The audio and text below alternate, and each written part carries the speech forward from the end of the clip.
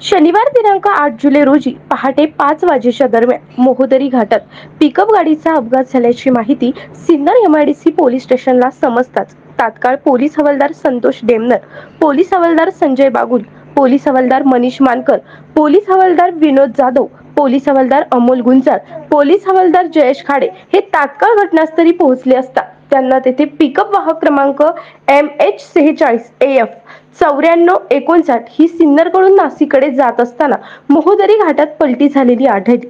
सदर वाहनाजवळ चालक अथवा मालक कुणी नव्हते. तेव्हा त्यांनी अधिक तपास केले असता पिकअप गाडीत कोबी भाजीपाला वाहतूक करणाऱ्या गाडीत भाजीपालासह गोमांस असल्याचे आढळताच त्यांनी तात्काळ ही बाब वरिष्ठांना संपर्क करून या प्रकाराबाबत माहिती दिली. त्यानुसार नाशिक ग्रामीण पोलीस अधीक्षक शहाजी उमप, अप्पर पोलीस अधीक्षक माधुरी कांगणे, उपविभागीय पोलीस अधिकारी निफाडचे निलेश पालवे यांच्या सूचनेप्रमाणे लागलीच पुढील कायदेशीर प्रक्रिया पार पाडून सादर वाहनाचे अज्ञात चालक व मालकावर गुन्हा दाखल करण्यात आले आहे.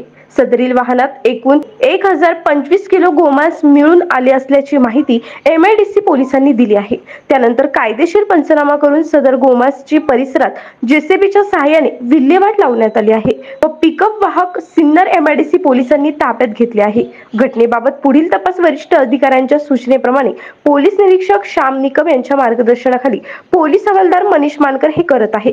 सदरील घटनेत अवैध गोमांस वाहतूक करण्यासाठी चक्क भाजीपाला वाहनाचा वापर झाल्याने दररोज कुठल्या ना कुठल्या पद्धतीने राज्यात बंदी असताना अवैध गोमांस वाहतूक सुरू असल्याने आश्चर्य व्यक्त होत आहे. SN न्यूज साठी रोहन भावसार.